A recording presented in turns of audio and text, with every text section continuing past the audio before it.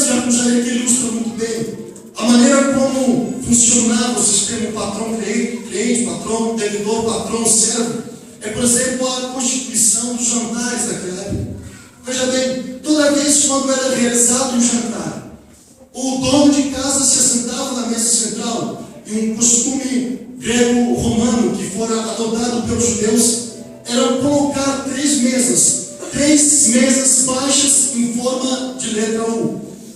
O dono da casa e o convidado mais especial, o convidado mais importante, se assentavam juntamente com o dono de casa aqui no meio. À sua direita, a mesa do seu lado direito, ficavam as pessoas um pouco menos importantes do que aquelas pessoas que ficavam do seu lado direito. Do seu lado esquerdo ficavam as pessoas que tinham a menor importância naquele grupo. Se alguém entrasse num banquete como aquele e se assentasse num lugar que não era reservado para ele, isso seria uma grande falta de ética, como acabei de dizer agora há pouco. Agora, as palavras de Cristo estão um pouco mais esclarecidas. Lembra quando Jesus disse: quando vocês vão a um lugar importante, não se assentam na cadeira de frente, porque pode ser que venha algum mais honrado, alguém mais importante, então você vai ter que sair humilhado daquele lugar e assentar na última cadeira. Quando não você vier para uma festa como essa, porque todo mundo é festa, e como diz glória a Deus, só precisa ter Jesus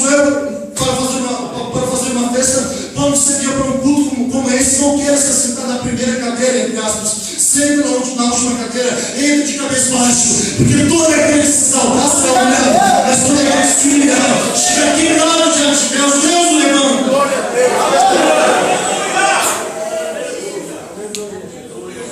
Você está vendo, Jesus ele foi convidado para um jantar especial. Um homem que era mestre na lei, mas também mestre em hipocrisia, era um fariseu, convidou Jesus. Agora imagina comigo, aquele fariseu assenta-se, porque era dono de casa, na mesa central. Do seu lado direito está o convidado mais importante, que é? Jesus. Quem é o convidado mais importante? Jesus. Do seu lado direito, da mesa direita, estão assentados Pedro, Tiago, João, André e outros espalhados. Já visto que todo banquete em Roma, na antiga Roma, não passava de 10 ou 12 convidados. Neste caso, acredito que foi uma exceção. Então eles estão lá comendo, mas quando Jesus entra, o homem que havia convidado ele para participar daquele banquete, daquela janta, não se lembrou daquele costume de que era necessário lavar os pés dos seus convidados, não tratou bem os seus convidados. Jesus já percebeu aquela falta muito grande, não somente porque ele é rei dos reis, mas também uma falta de ética muito grande. Se ele fizesse isso com qualquer outro homem, ele seria mal visto, seria com certeza mal visto por toda a sociedade, porque as notícias más se espalham rapidamente.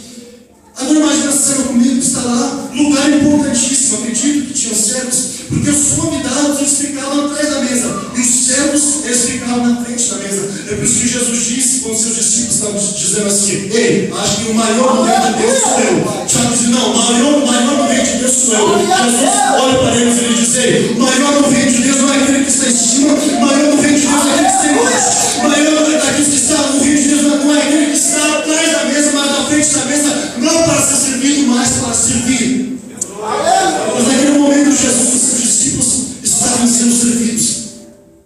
Agora imagina todo aquele lugar importante, toda aquela liturgia, e de repente acontece algo incomum. Oh, aleluia, tomara que isso aconteça. Glória a Deus. Imagina comigo aquela cena de toda aquela liturgia. Imagina aqueles cultos em grandes igrejas, cheios de poesia, cheios de, sabe, de não poder levantar sua mão para cima, não poder dar um grito, porque se der um grito é um escândalo. E de repente traz toda aquela liturgia silenciosa, aleluia, não pela porta da frente, porque se talvez entrasse pela porta da frente, seria mandado embora. Numa noite escura que havia caído sobre a cidade de Jerusalém, num ambiente, num parque que está sendo iluminado, numa sala que está sendo iluminada, quem sabe pelas velas, quem sabe pelas lamparinas de azeite, não pela porta da direita nem da esquerda, pela porta dos fundos. O fariseu, o dono da casa, quando via a sua cabeça, ele enxerga o silhueta de uma mulher. E quando aquela mulher entra e vê que o fariseu havia visto ela se lança no chão. Ela vai se arrastando, ela vai se arrastando, ela vai se ela tem que chegar perto da mesa central. Aleluia. E quando ela chega perto da mesa central, ela vê um par de pés. E enxerga que aquele par de pés, naquelas sandálias, aqueles pés feridos de tanto caminhar, são pés muito especiais. Ela chega perto daqueles pés e começa a chorar. Começa a derramar suas lágrimas. Aleluia. O fariseu olha para aquela mulher e começa a reclamar. Se este homem soubesse que essa mulher era prostituta, jamais deixaria ela nem tão pouco entrar aqui dentro. E aquela mulher começa a chorar, começa a regar os pés de Jesus com as suas lágrimas. De repente ela pega os seus cabelos. Ela começa a enxugar os pés de Cristo com os seus próprios cabelos. E de repente, quando ela acaba toda aquela sua adoração, Jesus olha não somente para o fariseu, mas também serviu para os 12, porque os 12 também ficaram escandalizadíssimos. Ele olha para o fariseu e diz: ei, fariseu, você não é o mestre? Você não é o perito, o mestre da adoração? Ei, quando eu cheguei aqui, você nem lavou os meus pés, não ofereceu conforto nenhum. Não me adorou, não me glorificou, não disse que você me ama. Você não disse que eu sou importante para ti. Talvez assim como você entrou aqui dentro com o coração duro. Mas esta noite Deus vai tirar a situação de pé, deixar a coração de pé.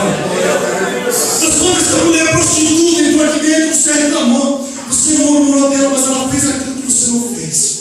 Ela se humilhou, ela chorou.